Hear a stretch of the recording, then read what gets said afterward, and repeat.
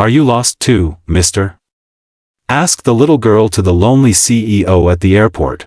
What he did next. The airport was buzzing with life, the constant hum of rolling suitcases, announcements echoing through the vast halls, and hurried footsteps blending into a rhythm that never seemed to pause.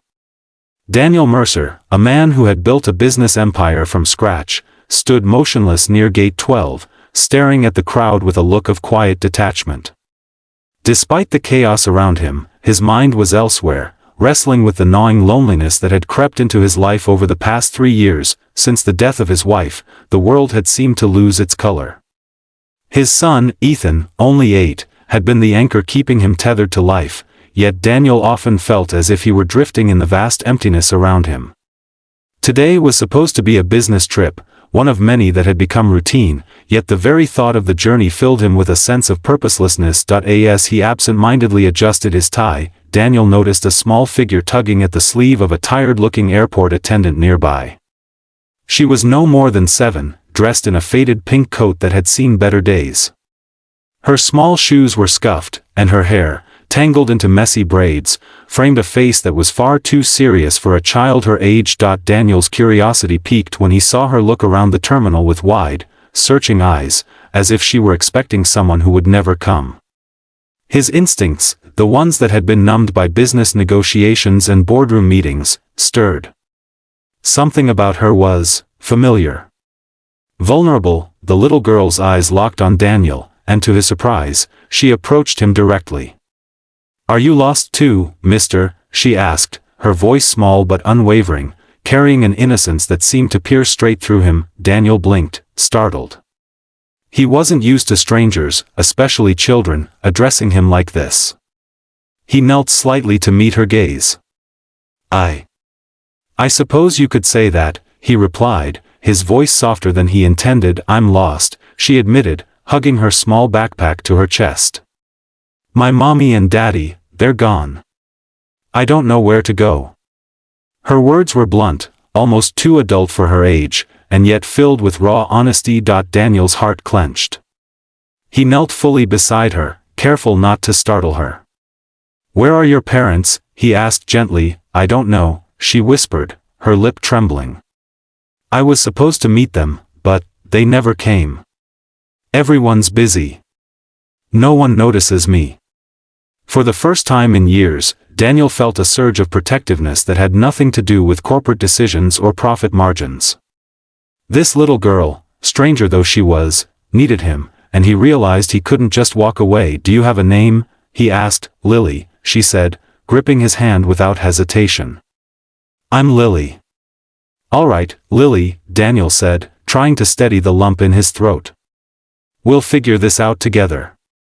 They walked slowly through the airport, Daniel keeping a careful eye on the bustling crowd. He noticed the way people passed by them without a second glance, too absorbed in their own lives to notice the tiny, frightened girl holding his hand.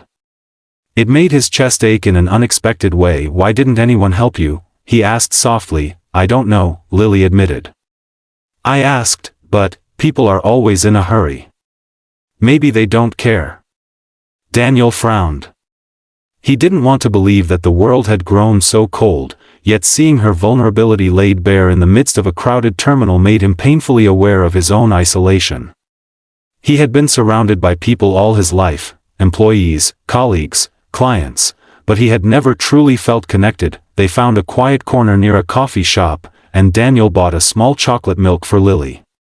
She drank it with a shy smile, and for a moment, the tension seemed to lift. "Do you have anyone to call?" he asked, thinking of authorities or lost and found services. Lily shook her head. "I don't have a phone. My mommy said phones are dangerous. I only have my backpack." She patted it gently. Daniel considered his options. He could alert security, but something in him resisted the thought of putting her into the hands of strangers. He wanted to help her himself, to ensure she was safe. "Lily, I want to help you," he said firmly. "But first, we need to figure out how to contact someone who can take care of you." Lily looked at him, her large brown eyes brimming with a mixture of hope and fear. "Can you really help me?" Daniel nodded, a resolve hardening in his chest. "Yes. I promise, I won't let anything happen to you. Over the next hour, Daniel spoke with airport security and was introduced to a kind social worker who specialized in helping lost children. Throughout it all, he stayed by Lily's side, explaining each step in a calm voice, soothing her fears. The professionals were competent, but Daniel felt an instinctive bond with the girl that made him unwilling to leave her alone for even a moment. Finally, they were able to reach the little girl's relatives, a distant aunt who agreed to pick her up. As Lily prepared to leave with the social worker, she looked up at Daniel. Will you stay with me until they come?" Daniel smiled, kneeling again to meet her gaze. "Of course, Lily. I'll stay right here." When her aunt arrived, Lily turned to Daniel and hugged him tightly. "Thank you, mister. You weren't lost like everyone else," she whispered. Daniel felt a lump in his throat. "No, Lily. I wasn't lost. But I think I might have been a little lonely," he admitted softly. She gave him a small, knowing smile. "Lonely is scary. But you're not alone now." As she walked away, hand in hand with her aunt, Daniel stood for a moment, watching her go. The terminal no longer felt empty or meaningless. For the first time in years, he felt a spark, a reminder that life wasn't only about schedules, meetings, or success. Sometimes, it was about moments like this, unexpected connections that reminded you of your humanity. Daniel returned to his hotel later that night, exhausted but strangely rejuvenated. Sitting on the edge of his bed, he thought about Lily and the simple bravery of a little girl who had reminded him of what truly mattered. He realized that success without connection, without compassion, was hollow. The next morning, Daniel made a decision. He would not let work consume his life the way it had.